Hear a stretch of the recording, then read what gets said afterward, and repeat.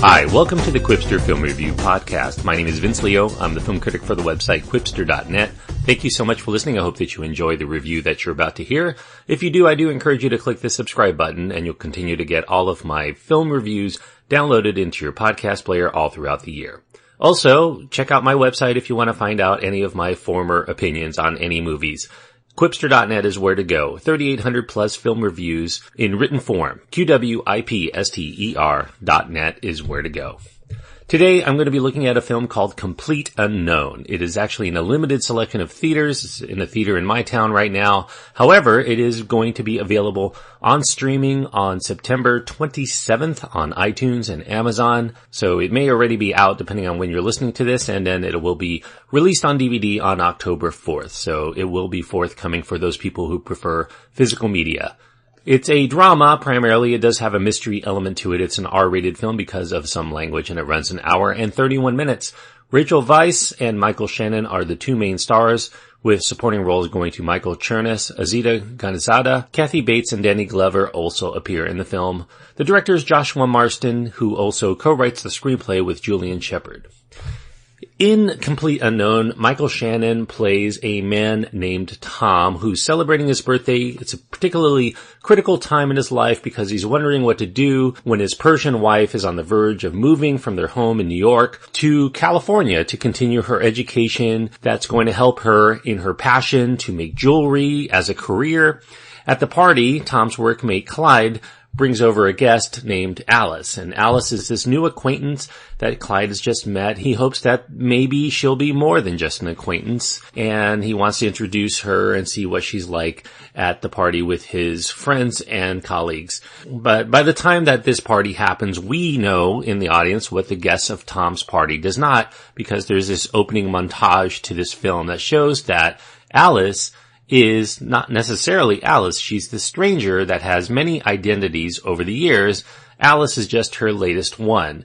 When she reveals her past at the party, it becomes all the buzz and a big talking point. Eventually, as Tom gets to talking to her more, we soon find out that they are both hiding a secret. The woman who must move on whenever she becomes trapped in a life, and this man that is so set in his ways he has a hard time leaving when there's not much to stay for.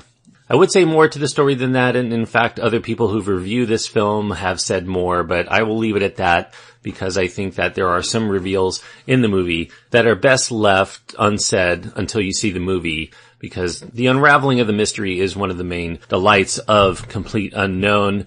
As I mentioned, this one's directed and co-scripted by Joshua Marston. It's more of a film of exploration and examination. It's not really a complete narrative. It doesn't have a story arc from beginning to end. It's just a night in the lives of a couple of people and how they affect each other, and a lot of digging into the past of both people. In this film, signs are pointing to Tom to the possibilities of other identities he never thinks to have because, we see him at the party. His birthday cake actually doesn't say his name. It says Happy Birthday Tony on it instead of Tom, and that's something that's a sticking point. He wants to be Tom, not Tony, and he wants to take it back to the store instead of just rolling with it in a humorous fashion. During the party and afterward, Alice makes an attempt for Tom to see what it's like to be liberated from himself. And it soon becomes clear what her angle is in her quest to open up Tom's mind to the possibilities and the virtues of escape. The real question by the end of Complete Unknown is whether the clearly unhappy and listless Tom wants to be Tony or anyone else he likes, or if he's going to continue to lie in the bed that he's made all of his life. This is a very challenging film to observe. We wonder whether the story may have benefited from not cluing us in on the nature of Weisz's character, her past lives, right from the get-go. That does diffuse a good deal of the mystery as the story unravels right out of the gate. Perhaps people who actually walk in late on the film will have a completely different experience from those who actually see it from the very first frame. That would be intriguing to know whether it's actually a more satisfying movie when you don't know that Weisz's character is a serial identity jumper. Nevertheless, I decide to watch films from beginning to end, and this is what's offered. and I still found the film intriguing in many aspects. Marston clearly is more interested in offering up questions, new perspectives on the subject than he is providing answers or fulfilling the promise of the thematic material or seeing it through to the very end. That may frustrate some viewers who are looking for a main point to grasp without doing a lot of the heavy lifting themselves.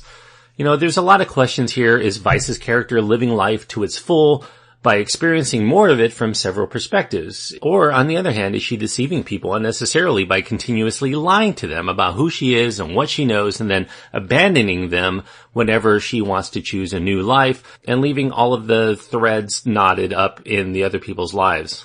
Or furthermore, is she putting people at risk on the jobs that she takes? She claims knowledge, she claims expertise in areas that she does not fully possess. In one of those lives, she's a doctor, so, you know, would the people want to know that she forged her documents or she doesn't have as much experience as she claims to have?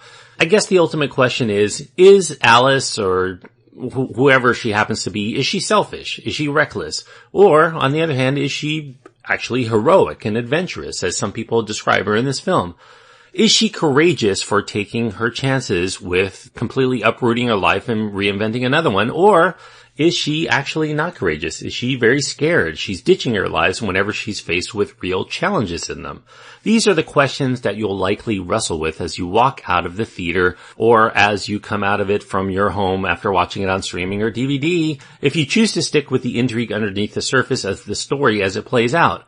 And I don't know that everybody's going to stick with it to the very end. This is not getting very kind reviews. I think it's like 47% from the critics on Rotten Tomatoes. Only 31% of viewers actually come away liking it.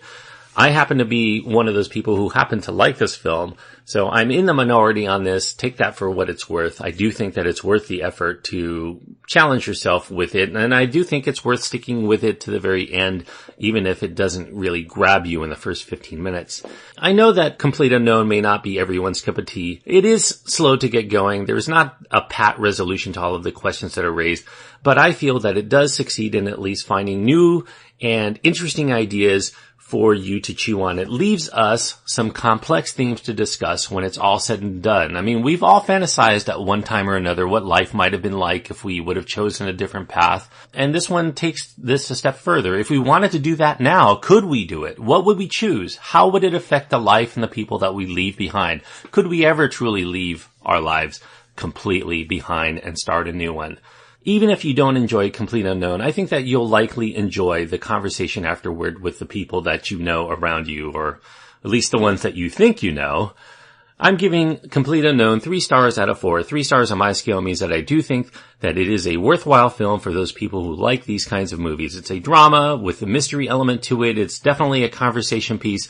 It's not one of those films that are completely fully formed. This is definitely an exploration on the part of Joshua Marston to come up with an interesting angle and just roll with it. And how much you ultimately enjoy Complete Unknown will be how willing you are to play along, and what your expectations on what you're going to get out of it. I think that this is a film that is meant to challenge. It's not meant to provide answers. And if you want to be challenged, I think give Complete Unknown a shot. I think it's underrated, and I would recommend it. Thank you so much for listening. I hope that you enjoyed this review. If you do see Complete Unknown and you agree or disagree, please seek me out and let me know. You can go to quipster.net and you can find my contact information there, as well as links to my Twitter feed and Facebook page. You can write to me on any of those platforms. Also, I want to remind you, if you've been listening for a while, leave a review on iTunes if you like the show. And if you really like the show, you can go to patreon.com/Quipster and leave a donation. Quipster is spelled with a W, Qwipster.